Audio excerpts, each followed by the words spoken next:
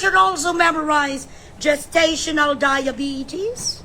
And also, you should memorize about how amoxicillin was created. Because Lovely is a very strict fetus. Tingnan niyo lang mukha yan. Niwala na dapat siya yung maging presidente eh. Kasi Di ba gwapa? nagwawala siya online. Tapos, when you hear her talk, she doesn't make sense. Gogo pa gwapa! Relaxing in life! She doesn't make sense si Sarah! Yan di puta na mapatay man po, Lovely! Lovely! Grabe strict na si Lovely! Galing, relaxing in life! Ayan mga kababayan, si Lovely, grabe kayo selekta ngayon. Ang tindi po nitong mga bagong import nito pong mga ni Marcos Jr. mga kababayan to divert the issue. At ang ating pag-uusapan po kung medyo nagsasawa na kayo sa politika, abay sisigwi muna tayo dito po sa mga balager ni Marcos Jr. Nag-aaway-away na po ngayon mga kababayan at nagkakagulo na. Pero mayroon po ritong twist. Bakit po sila kunwari nagkakagulo mga kababayan? Nako, yan po ngayon ang ating matutunghayan sa ating reaction video sa araw na ito. Pero mayroon pa. Naalala nyo ba si Thinking Pinoy mga kababayan? Natatandaan nyo ba siya? Natatandaan nyo ba? Mga kababayan, si Thinking Pinoy, lumutang na po at ito, ngayon mga kababayan, ang matindi kung papaano po siya lumutang mga kababayan. Away-away na po, nagsabunutan po sila mga kababayan. Nagkaunsihan yata ng bigayan ng malita, kaya medyo nag-iingay na. At saka yung isang talakera mga kababayan, alam nyo, tagal-tagal ko na rin, hindi ito sila Eloy Burgess, kasama natin to, di ba? Duterte supporters. Pero mayroon pong mga vlogger nasa kabila. Pag tumitira kay Tatay Digong, halos hindi ko na lang pinapansin kasi para bang inisip na lang natin, wala itong masyado silang mga kwenta, walang mga bearing ang kanilang mga pinagsasabi. Para lang makaano lang ito, kumbaga gain attention lang para makakuha lang ng mga followers. Yan lang naman ang gusto nitong mga ibang mga kababayan eh. Pero ngayon, papansinin natin dahil nakita na po natin si Thinking Panot, mga kababayan. Kung gusto nyo po itong ating video na ito, bago tayo magpatuloy, paki-like po muna, paki-share, at paki-subscribe na rin sa mga hindi ko pa subscribers. Maraming salamat mga kababayan. Malaking tulong po yan sa amin ng mga content creator. Wala pong bayad yan. Thank you po ulit. Mayroon pong sumisikat ngayon mga kababayan na di umano sinasabi na ito daw ay basher ni BP Sara at naghahamon kay BP Sara ng debate. Tingnan niyo nga muna ito mga kababayan na naghahamon kay BP Sara ng debate. Ayan yan. May nag-comment lang naman. Anong masasabi niyo diyan?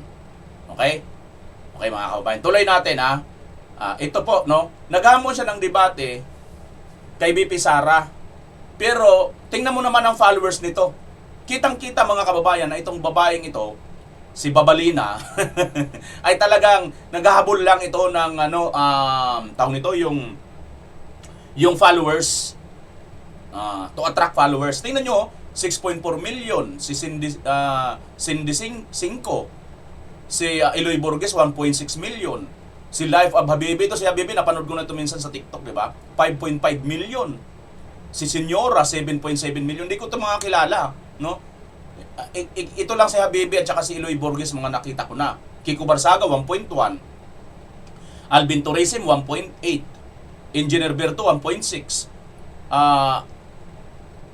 Nanay Chulalat 1.2, Banat by Banateros 1.1, MP Miko Pugay 700 plus, si Miko Pugi lang ang medyo maliit, pero medyo maliit na nga, wala pa sa kalanggingan itong si Lovely Granada.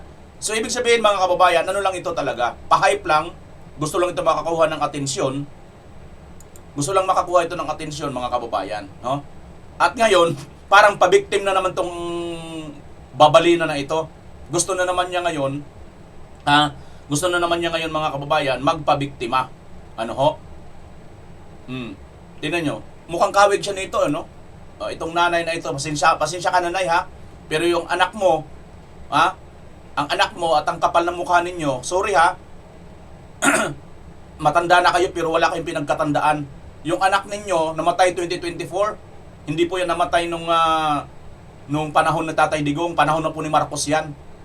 Kita nyo, di ba? Nandun to sa dahig. At sinasabi di umano nakapag-ipon daw ng pera. Ang bilis ha. Di ba? Milyon-milyon yan. Ilang beses na yata nagpunta ito ng dahig, mga kababayan, ha? So,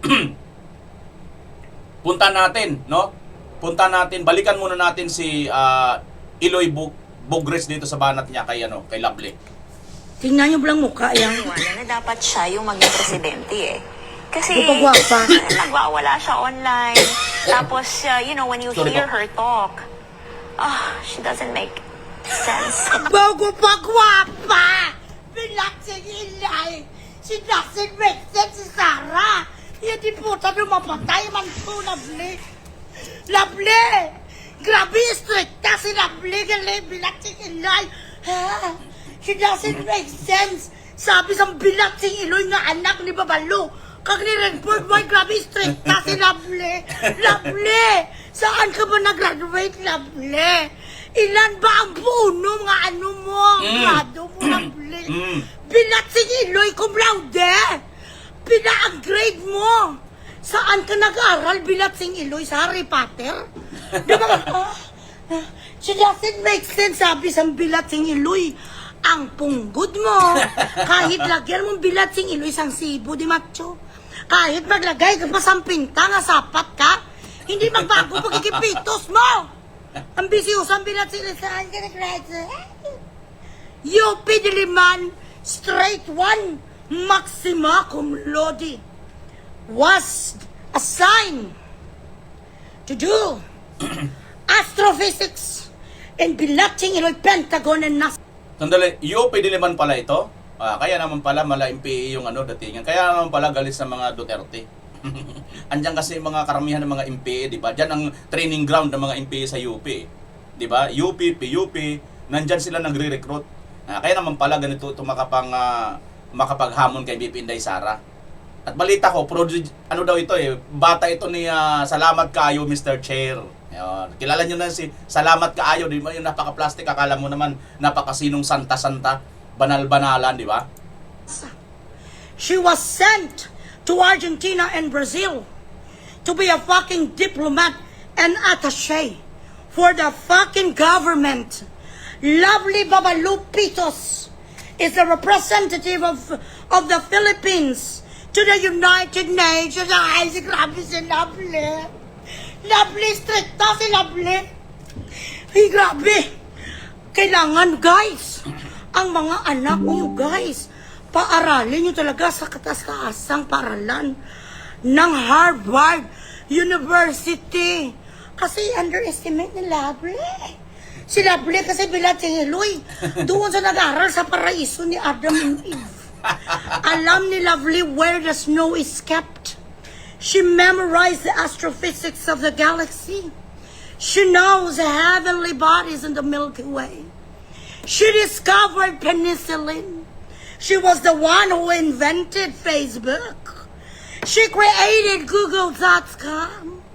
She is one of those people during the Sigaw in Balintawak who signed the Constitution of the Philippines, because as of Sara Duterte being the Vice President of the Philippines, Lovely the Babalu and the Punggudon Lovely the Bilatsing iloy, ang iho di puta nga pito, she is not contented, apparently, of the achievements and the accolades of our Vice President. So I must think that this woman graduated with flying colors. And not only in fucking local schools in the Philippines. Maybe she went to Montessori. Or maybe she was in a Brent school. Is she a daughter of a Sheikah? Is she one of the lineage of Queen Elizabeth, maybe? Or maybe she was in Eton. Bilat sing Iloy, si Lovely ka straight tayo, di puta. Ang kailangan sa atin guys, i-memorize yung ang table of elements. Memorize the table of the elements and memorize the Milky Way and you should memorize the calculations of how the cumulus cloud and the precipitation and condensation of the earth before we could actually get rainfall. You should memorize how the Amazon River could protect the world. You should even memorize what is the importance of the Strait of Hormuz. You should also memorize gestational diabetes. And also, you should memorize about how amoxicillin was created. Because Lovely is a very strict fetus. Tingnan niyo lang mukha yan. Ayan mga kababayan, ang reaksyon dito ni Eloy Bogres dito nga kay Lovely Babalina. Ano ho mga kababayan, inuulam po ito ngayon ng pangbabatikos. Ito pong nagpapasikat, naghahabol lang po ng kasikatan. Alam nyo na mga kababayan, palapit na po yung eleksyon. Baka sakali, di ba, maambunan ng malita. Ilang malita kaya ang gusto nito para medyo habol-habol po sila ngayon mga kababayan. Alam nyo po, ngayon, malapit ng eleksyon. Marami po akong napansin na may mga vlogger ngayon na hindi naman po political vloggers, no? Bigla na lang punta na tayo sa politika. Tapos biglang banat sa mga Duterte. Bakit? Andyan po kasi ang pera, no? Pag bumanat ka po sa mga Duterte, sigurado yan, paldo ka sa malita. Kung hindi malita, envelope. At ang pinakamaliit na laman ng envelope, di umano ayon sa mga Marines, ay 5 to 10 million. Diba? Hindi na lang malita. Ano pa lang, yung envelope pa lang, paldo ka na eh. Diba? Magpapakahirap ka pa ba? Mag-vlog? So ito ngayon mga kababayan, itong mga ito, talagang sila, kung todo sila ngayon na banat sa mga Duterte kasi alam nila na kahit pa makarami sila ng mga haters at bashers, kikita sila. Bakit? Doble po ang kita nila dito mga kababayan. Pagka pinanuuran po, may video sila, pinanuuran po ng taong bayan, kita na yun. Di ba? Kikita yon. Plus, may kita pa sila sa nagbibigay sa kanila ng malita or mga envelope. Galing ng mga business ng mga hinayupak, mga kababayan. Kaban ng bayan, pera ng bayan, pinaghirapan ng tax ng bayan, pinaghirapan ng mga mahihirap, pinagtrabahuan ng mga OFW. Tapos, dito lang mapupunta sa mga balager na ito. Again hindi ko naman sinasabi dito kay Lovely. Pero, kalakaran na po yan. Alam na po yan. Nabanggit din, di ba? May mga trolls ng mga bayaran. Nabanggit din sa pagdinigyan sa Kongreso, sa Senado, at ng mga Marines. May mga media pa nga eh. Nakinabang din sa mga mali-malita. Kita nyo naman. Kasi ang gobyernong Marcos ngayon, sindikato, mga kababayan. At ito si Lovely ngayon, kita nyo naman, di ba? Hindi sa pangahamak. Tayo, hindi naman din tayo kalakihang vlogger, di ba? Pero, wala ka rin, alos nandun ka lang sa butal ng ano ko eh. Di ba? Ilan na ba ang aking subscribers? 277,000, no? Ikaw, 88 lang. 88,000 ka lang. Ha? Halos 200,000 ang lamang ko sa'yo. Sa mga subscribers, followers ko. Sa YouTube. Ikaw nga, Facebook lang eh. Ito mga kababayan hindi sa mga pangmamalita, kahit pa paano, mas malaki kita sa YouTube kaysa sa Facebook. Oh, alam niyo yun, alam ng mga vlogger yun kasi hindi ako kumikita sa Facebook eh. Ang Facebook kasi napakabilis nakawin eh. Napakabilis i-hack. Di ba? Mayroon na ako dati, ang dami ng mga superstar, dami ng mga star, kumbaga, dami ng mga nag-send sa akin ng pangkape. Pero ninakaw. Iba nang may-ari mga animal. Di ba? Ninakaw ng mga magnanakaw. Siyempre, sino bang mga magnanakaw dito sa ating bansa? Alam nyo na, di ba? Ayan mga kababayan, ganito ang kanilang galawan. Pero, wait, mayroon pa mas matindi dito. May mas matindi pa sila ritong hinahangad. Bukod pa dyan sa mga mali-malita mga kababayan. Teka, sandali BMR. Pakinabang, hindi pala yan. Ano pa ba ang kanilang pakinabang? Ito, bago yan, tingnan nyo muna ito pa. Isa pang vlogger din mga kababayan. Panoorin ninyo ito. Pagsabay-sabayan na lang natin. Happy anniversary! Happy anniversary sa iyo Ayan never bring him home. Sabi nga nila, diyan ka na lang ha, huwag ka nang babalik. Let's go! 2,000 years later. Magtanong tati nga gago ka, sandali lang nga ipakita ko rin picture lang. Lapas tanganin ko rin ditong tatay mo para manos tayo. 1 second. Ang tatay mong gago, pinalaki kang gago. Ito ang tatay mo. Ayan. Ayan, ito ang tatay sa Bilatsing Iloya. Tay, paano mo ni pinalaki ng barumbado mong anak nga adiktos nga magnanakaw, tay? Nagkalbo ka na Bilatsing Iloy, siguro ganito ka rin kagago nga klase ng pagkaama, no? Bakit ang produkto mo gago magnanakaw, imbalido, walang... Ano po ang trabaho nyo? At ilang beses nyo ba to pinalo nung maliit pa ni?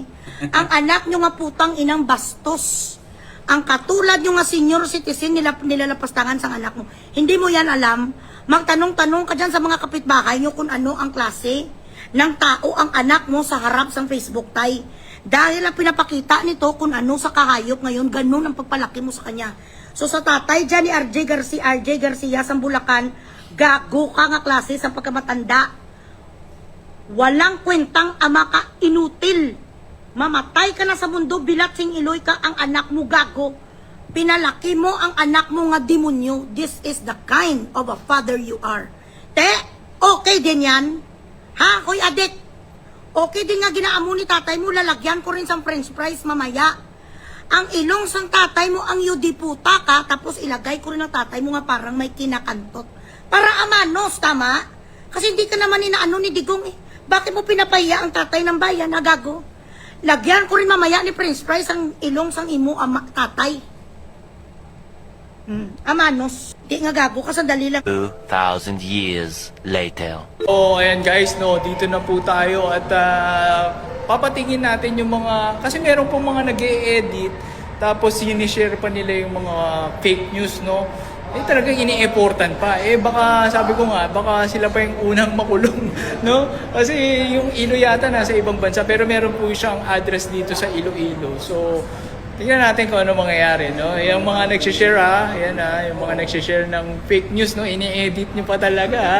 Yan, yan, face the consequence, alright? Once again, Balita at Kalaman, let's do this again, let's go. Happy anniversary! Basari! Ini-edit daw. Sinong ini-edit? Ikaw naglagay niyan, i-video mo yan eh.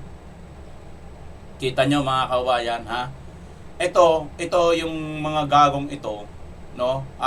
Pagka katulad nitong isa to, itong si itong babalina na ito.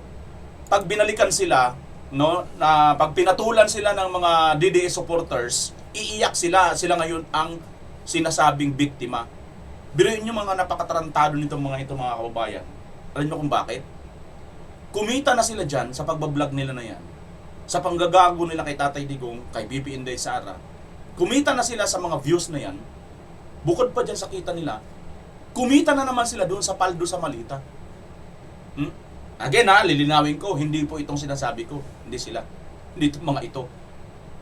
Pero, may sinasabi ang mga Marines na may mga troll, mga vloggers, mga media na kinabang sa Malita.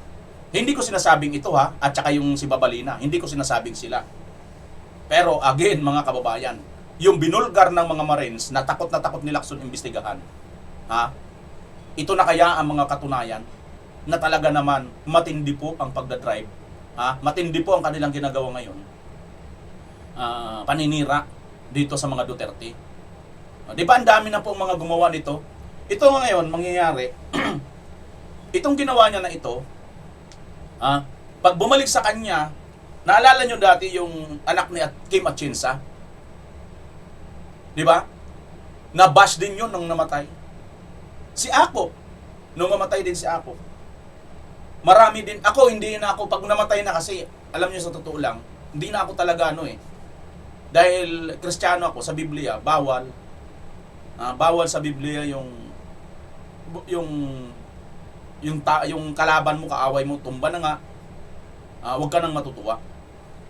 Pero mga kababayan, yung reaction lang ng taong bayan ang ipinapakita natin dito, na ito po yung realidad. humanda ka pagka bumalik sa'yo yung mga pinagsasabi mo. Pag binalikan ka ng mga supporter. Kasi ginusto mo yan eh. Ikaw ang nag-una eh. Hindi ka naman siguro mapapansin. Kamukha nito sa Babalina. Kamukha nitong taong ito. Hindi ka naman siguro mapapansin ng mga Duterte supporters kung wala kang ginawa, di ba? Alin, sino ka ba? Sa kumpara kila Banatbay, kila Habibi. Napakalaking mga vlogger na mga yan. Di ba? Ang lalaki ng mga followers nila, sino ba kayo?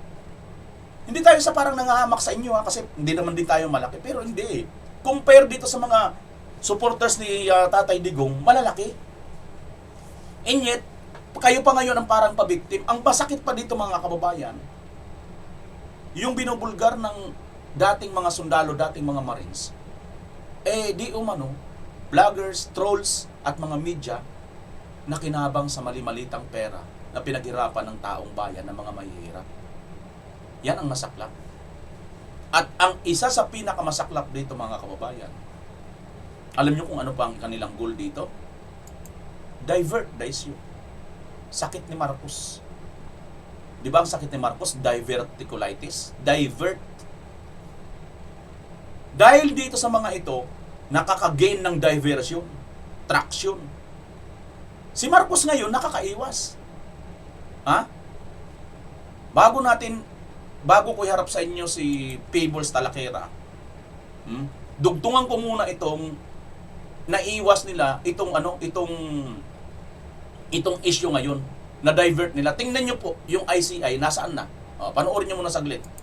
197 mega boxes ng mga dokumento ang dumating sa Office of the Ombudsman nitong nakaraang linggo bilang hudyat ng nalalapit na pagtatapos ng operasyon ng Independent Commission for Infrastructure. Dahil sa dami na pagdesisyonan ng Ombudsman, nai-scan ang bawat dokumento sa pamamagitan ng artificial intelligence upang mapabilis ang pagsusuri sa mga datos na nakalap ng ICI. We will make sure that the system is closed and is not vulnerable to any cyber attacks. Ayon kay Assistant Ombudsman Miko Clavano, laman ng mga ito ang affidavits, transcripts ng ICI hearings, recommendations, listahan ng mga properties at maging bank accounts. Kaya naman magiging maingat sila sa paggamit ng AI upang hindi ito makompormiso. Paglilinaw rin ni Clavano, gagamitin lamang nilang guide ang AI sa trabaho, ngunit mananatiling mga tauhan ng Ombudsman ang masusing magsusuri at mag-iimbestiga sa bawat impormasyong nakalakip sa report. But the process 197 mega boxes ng mga dokumento ang dumating sa Office of the 197 megaboxes, 197 tambak-tambak na basura pinag-aksayahan ng pera ng taong bayan. Winaldas na naman ang pera ng taong bayan. Bakit natin nasasabi mga kababayan na winaldas? Pakinggan natin banda dito. Ayon kay Assistant Ombudsman Miko Clavano, laman ng mga ito ang affidavits, transcripts ng ICI hearings, Laman ng mga ito yung affidavits, transcript na ginawang hearing, recommendations, listahan ng mga properties at maging bank accounts. listahan ng mga properties at mga bank accounts. Sino-sino ba yung mga dumalo dyan? Di ba nauna nang dumalo dyan? Si Sandro Marcos? Di ba dumalo rin dyan si Martin Romualdez? Aba, wala bang karapatan ang taong bayan na ibulgar yan kung ano ang mga laman yan? Ha? After all, pera din ng taong bayan ang ginastos para po makapag-produce ng ganyang mga papeles na yan. Pero bakit wala man lang alam ang taong bayan? Ito po mga kababayan ang dahilan na sinasabi natin na naglabasan po itong mga animal na mga hunghang na mga balager na ito, para po i-divert ang issue. Para po makalimutan ng taong bayan ito pong issue na ito mga kababayan. Itong tungkol dito sa ginawang corruption nitong Marcos administration. Kaya naglabasan sila. Tingnan nyo, nakakagin ng traction eh. Pinansin ito ng mga vlogger, ng mga sikat, Pinansin ito ng mga vlogger ng mga sikat, itong mga ito. Ngayon, tabon na tabon ang issue dito. Pero ang issue dito mga kababayan, dapat i-demand natin. Di ba? Nauna na si Congressman Pulong Duterte, dapat isa publiko yung resulta nito. Ito, grabe, andyan pala yung mga bank accounts. Lahat pala, ang dami mga kababayan eh. Asan na yun? and is not vulnerable to Ito ang affidavits. Ayon kay Assistant Ombudsman Miko Clavano, laman ng mga ito ang affidavits. Laman ng mga ito yung mga affidavits. O, sino mga nagpunta? O, tingnan nyo lang mga nagpunta dyan, ha? Sila Martin tsaka si Sandro Marcos ang nakita ko dyan nagpunta. Transcripts ng ICI hearings, Transcript ng ICI hearings na kahit kailan hindi natin nakita o narinig. recommendations, listahan ng mga Recommendations kung sino yung kanilang pakakasuhan at listahan ng mga properties at maging bank accounts. listahan ng mga properties at mga bank accounts. Kaya naman magiging maingat sila sa paggamit ng AI upang hindi Napakarami pong laman nito mga kababayan ng mga mahalagang impormasyon na dapat malaman ng taong bayan. After all, pera po ng bayan ito, inyet hindi sa atin pinapakita. Now, justice ba ito? Injustice po ito para sa atin. Tapos dito tayo ngayon nadadrag. Dito tayo ngayon napupunta sa mga itong issue na ito. Dito sa mga balager na ito, na mga walang kwenta. Kumikita na nga, another kita pa uli para malihis ang issue dito, mga kababayan. Back to basic pa rin tayo. Ha? Isa pa sa ginawa nilang panglihis ng issue ito, mga kababayan. Ito. Post ni Romeo B. Puke, sabi dito, wala akong pinangalanan sa post ko tungkol sa third force Kuditami. Pero biglang pumiyok si Gibo, parang tinamaan at kusa ng umamin. Guilty conscience speaks louder than words ba? Nagtatanong si pangalan nito, si dating General Romeo B. Puques. Panoorin natin si attorney muna, ha. Itong mga nakarang araw ay nagkaroon po ng ingay tungkol sa banta ng kudeta. At medyo marami ang natakot sapagkat kudeta, ibig sabihin military, may barel, magkakaroon ng pag-agaw sa kapangyarihan ng kasalukuyang pamahalaan. Alam niyo po, sa mundo ng politika, madaling maghagis ng mga salitang gaya ng destabilization o kudeta. Pero tayo bilang mga mag-aaral ng batas at responsableng mamamayan, kailangan po nating hiwalayin ang political noise, yung mga ingay sa kalsada at social media. Mula sa legal evidence, yung mga katibayan na ipinipresenta natin sa loob ng hukuman. Ang usapin po ng kudeta ay hindi lamang isyu ng seguridad. Ito po ay isang seryosong krimen laban sa ating konstitusyon. At hindi natin maiwasan kapag may mga ganyang destabilization plot, kudeta, rebellion, ay palaging pumapasok ang pangalan ng Vice Presidente.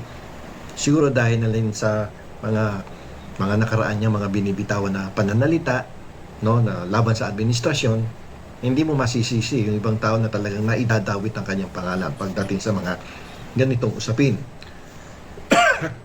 Nitong nakaraang araw, naging malinaw po ang tindig ni Defense Secretary Gibo Teodoro Jr. Ang kanyang pong pahayag ay isang mahalagang leksyon sa rules of court. Ang utos na magsumite ng affidavit ay hindi lamang po hamon. Ito ay paraan ng pagpapanagot. Kapag ang isang tao po ay pumirma sa isang affidavit, siya po ay sumasailalim na sa parusa ng perjury kung siya ay nagsisinungaling. So, on the basis of just chismis lamang, sabi-sabi, hindi pwedeng kumilos ang militar o pulis base lamang sa mga sabi-sabi na yan, chismis, mga marites-marites, hindi pa pwede yun. Kailangan po kasi ng verified information para masabing may banta talaga sa pambansang seguridad. So, medyo maingat yung Defense Secretary na si Gibo Teodoro pagdating sa mga usapin tungkol sa seguridad ng ating bansa. So, hindi siya padalos-dalos sa pagkilos.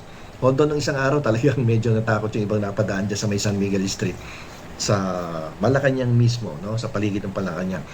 Dahil nakakita sila ng ilang pulis, militar na ando doon sa may harapan ng papasok mo sa Menjola, pati dito sa may San Miguel Street, may mga nakatambak na sako, barbed wire, tapos may military. Siyempre, kung ordinaryo kang tao, matatakot ka, bakit gano'n yung Malacanang Palace? Bantay sarado talaga, may mga barbed wire pa sa paligid. So, yun. So, ano ba talaga tong kudeta na to? So, yun. So, mga barbed wire pa sa paligid. Ayan mga kababayan, may mga barbed wire pa sa paligid. Natatandaan natin, di ba? Nireaksyonan din natin yun. na mayroon pong mga nangyari dyan sa Malacanang na di umano ay may mga barbed wire at kuntudo bantay sarado ang Malacanang. Ano bang mayroon? Dito na nga ay lumabas yung para bang may post si General Puques na kuditami. Pero ayon kay General Puques, wala siyang pinangalanan sa post. Pero nagpumiyok si Gibo. Di ba? Parang tinamaan, parang umamin, parang guilty conscience speaks louder than words ba? Yun ang tanong ni pangalan nito ni Romeo Puques. Bakit ganito? Ito mga kababayan, ito'y analysis ko lang ha.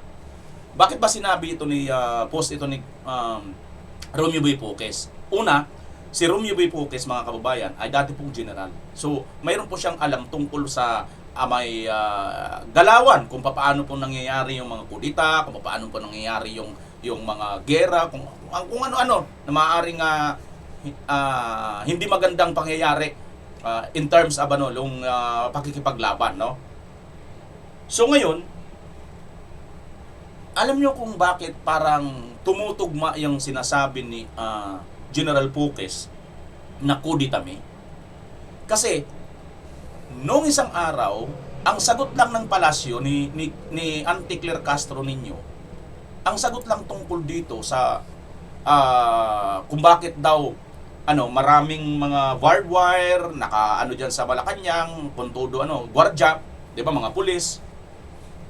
Ang sagot diyan lang daw 'yan yung drill, yung bang practice ba? Ganun. Pero mga kababayan, pansinin ninyo, bakit hindi ito in-announce? Di ba pag mayroong tinatawag ang mga fire drill, naka-announce yan? Magsasagawa ngayon ng fire drill ang isang eskwelahan. Di ba ganun mga kababayan? Lahat ng mga fire exercise drill, kung mga lahat yan, yung mga practice na, di ba ina-announce yan? Bakit dito hindi in-announce? Kaya mga kababayan, pansinin ninyo ha, tumutugma para sa akin, sa analyze ko lang, tumutugma yung sinasabi ni General Puques na kuditami. Kunyari, maglalagay sila ng ganon na hindi nila papaalam sa taong bayan, tapos titingnan nila kung anong reaksyon ng taong bayan. Nanagins nyo mga kababayan ang punto dito? Ha? Para palutangin, ito na ngayon, sige po, kudita na. Di ba? May tunog silang kudita. Ang masakit dito, bintang na naman kay Sara Duterte. At dahil lang daw doon sa may banta dati si Pangulong Vice President Duterte. Napansin niyo mga kababayan ang ginagawa nitong gobyerno na ito? Lahat talaga. Master na master nila yung divert ng issue. Grabe Ngayon, nasaan na yung si Marcos ngayon? Nasaan na si Martin? Wala na ngayon nagsasabi, si Martin, imbestigahan natin si Martin.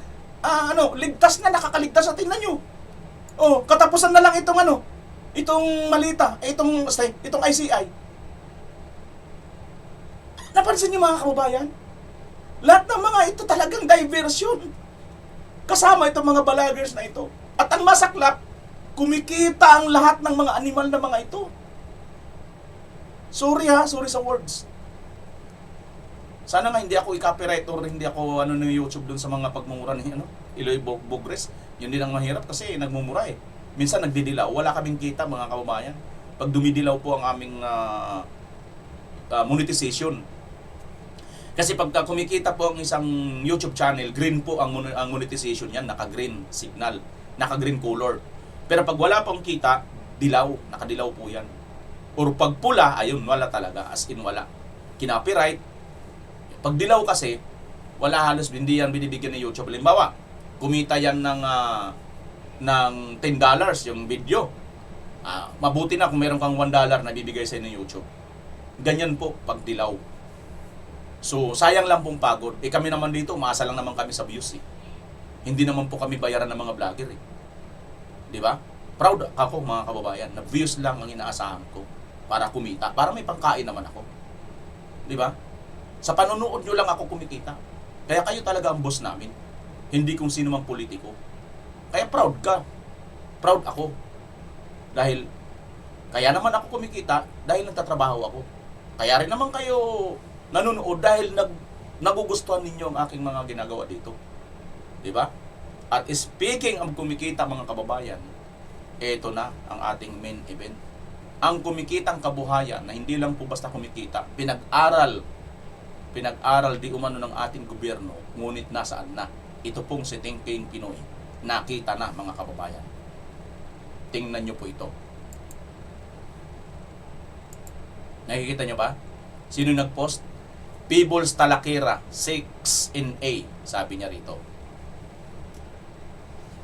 Nag-aaway na pala ito mga kababayan, sabi niya rito, where is Thinking Pinoy? Bakla, huwag mo idahilan na busy ka sa studies. Kung makayakap ka noon kay PBBM, talagang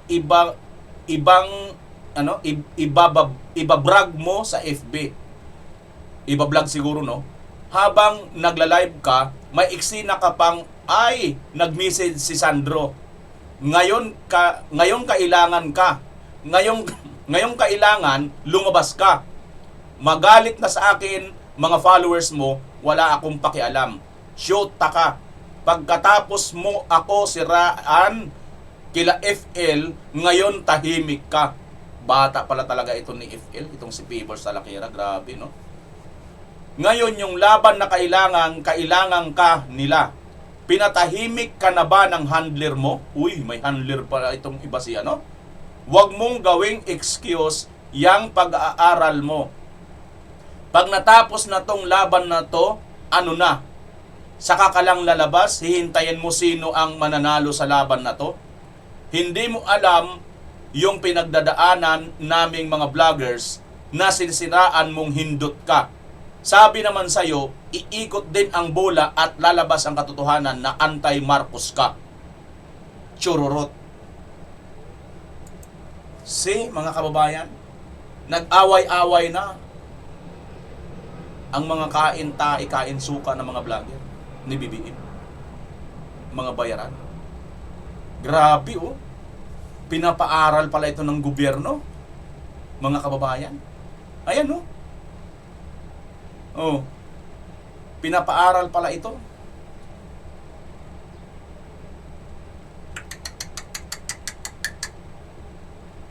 Hindi na nagpapakita si si Thinking Pinoy ngayon, ano? Nasaan na siya? Sino ba ito si Peebles? So, kilala nyo na, di ba? Dati, kunyari, nandito to sa Duterte side. Nagbangag-bangag din ito noon. Yung pala, kumuha lang ng followers para mas malaki siguro yung malitang matatanggap. Ayan po mga kababayan. Ha? Lumutang si Thinking Pinoy sa pamamagitan ng mga talak ni Peebles Talakira na baklang balager na bangag. Umamin din to mga kababayan, di ba? Nagsalita rin to, addict din to eh. Wala talaga, no? Kaya tama talaga minsan tumatama ang kasabihan eh. Birds of the same feather bangag together. Ganun po yun mga kababayan. Kung ano nyo masasabi, pakicomment nyo po dyan sa baba. At pakomenta rin kayo, pa-shoutout kung gusto nyo pong ma-shoutout ang inyong mga pangalan. Maraming salamat, Pilipinas, as always. Bye-bye!